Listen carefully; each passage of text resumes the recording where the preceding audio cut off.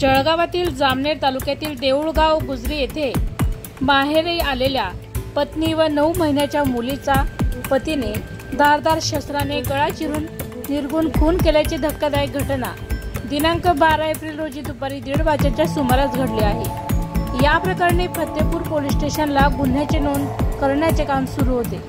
या घटनेनंतर फरार झालेल्या पतीने त्याच्या मलकापूर तालुक्यातील दुधलगाव येथे जाऊन गळफास घेत आत्महत्या केल्याची माहिती समोर आली आहे।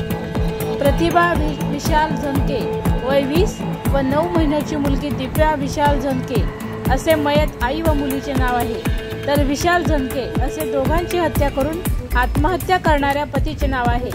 या घटनेने जळगाव जिल्ह्यात मोठी खळबळ उडाली आहे। त्यांचा वर्षभरापूर्वी विवाह झाला होता। त्यानंतर गेल्या 3 महिन्यांपासून कौटुंबिक वाद सुरू होता। या वादामुळे प्रतिभा या माहेरी जामनेर तालुक्यात देऊळगाव गुजरी येथे राहत होत्या। दरम्यान शुक्रवारी दिनांक 12 एप्रिल रोजी प्रतिभा हिचा पती विशाल मधुकर झनके वय 25 राहणार दुधलगाव तालुका मलकापूर जिल्हा बुलढाणा हा दुपारी देऊळगाव गुजरी येथे आला होता। त्यावेळी त्याची पत्नी प्रतिभा हिच्याशी पुन्हा वाद झाला। या वादातून विशाल झनके याने टोकाची भूमिका घेतली। विशालने पत्नी प्रतिभा हिच्या गळ्यावर धारदार शस्त्राने वार करून तिचा खून केला। त्यानंतर 9 महिन्याची बाळ दिव्या हिचाही धारदार शस्त्राने गळा चिरून खून केला। त्यानंतर विशाल झनके हा फरार झाला।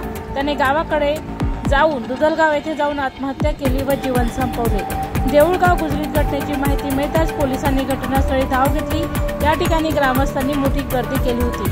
प्रतिभा हिच्या नातेवाईकांनी केलेला आक्रोश हा मन हेलावणारा होता। पोलिसांनी मृतदेह जामनेर येथील ग्रामीण रुग्णालयात नेऊन शवविच्छेदन केले। यानंतर फतेपूर पोलीस स्टेशनला गुन्हा दाखल करण्याचे काम सुरू होते।